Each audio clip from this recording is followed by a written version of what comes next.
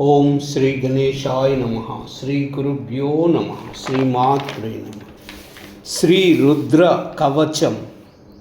అస్య శ్రీ రుద్ర కవచ స్తోత్ర మహామంత్రస్య దుర్వాస ఋషిః అనుష్ఠుప్ ఛందః త్రయంబక రుద్రో దేవతా. ఓం బీజం హ్రీం శక్తిః క్రోం కీలకం మమ మనోభీష్టసిద్ధ్యర్థే జపే వినియోగః హామిత్యాది అంగన్యాస కర్మః. ధ్యానం శాంతం పద్మాసనస్థం శశిధరమకుటం పంచవక్రం త్రినేత్రం శూలం వజ్రం చ ఖడ్గం పరశుమభయదం దక్షభాగే వహంతం నాగం పాశం చ ఘంటాం ప్రళయహృతవహం సాంకుశం వామభాగే నానాలంకారయుక్తాం స్ఫటికమణినిభం పార్వతీశం నమామి. పార్వతీశం నమామి. పార్వతీశం నమామి.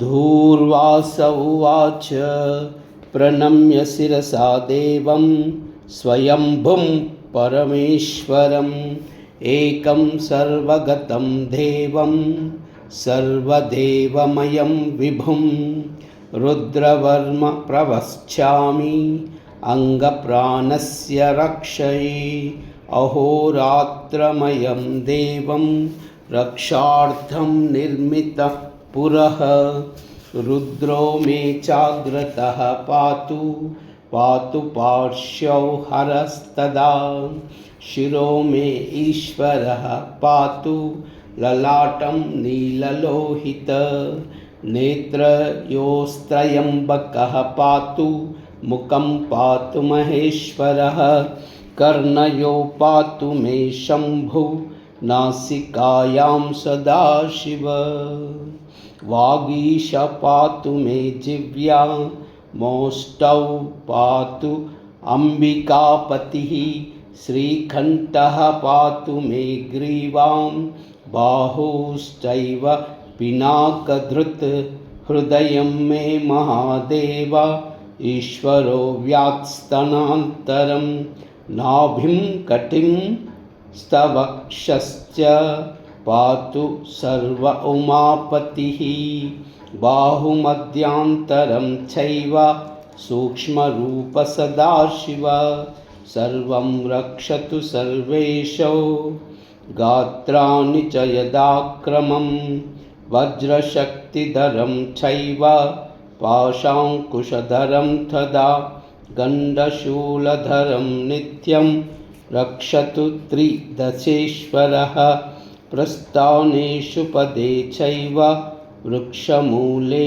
నదీతటే సంధ్యాయాం రాజభవనే విరూపాక్షస్తు పాతు మాం శీతోష్ణ తథా కాలేషు తుహినా ద్రుమకంటకే నిర్మానుషే సమే మార్గే త్రాహి మాం వృషభధ్వజః.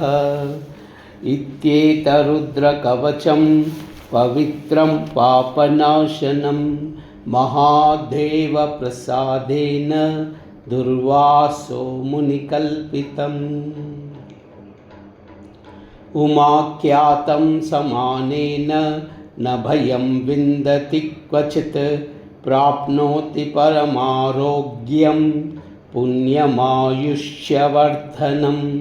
విద్యార్థి లభతే విద్యాం ధనార్థి లభతే ధనం కన్యార్థి లభతే కన్యాం న భయం విందతే క్వచిత్ అపుత్రో లభతే పుత్రం मोक्षार्थिमोक्षमाप्नुयात् त्राहि त्राहि महादेव त्राहि त्राहि त्रयीमय त्राहि त्राहि महादेव त्राहि त्राहि त्रयीमय त्राहि त्राहि महादेव त्राहि त्राहि त्रयीमय त्राहि मां पार्वतीनादा त्राहि मां त्रिपुरान्तक पाशं कट्वाङ्ग दिव्यास्त्रं त्रिशूलं रुद्रमेव च नमस्करोमि देवेश त्राहि मां जगदीश्वर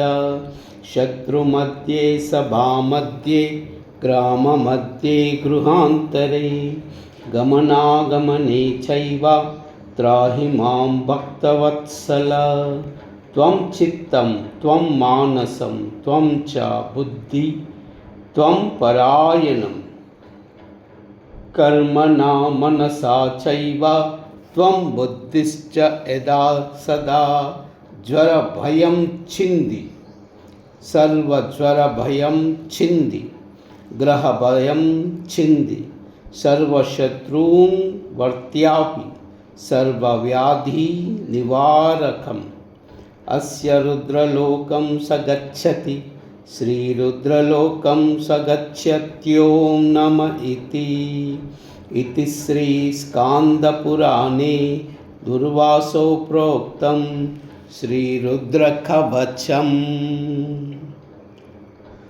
ॐ नमः शिवाय। ॐ नमः शिवाय। ॐ नमः शिवाय। सर्वमंगल।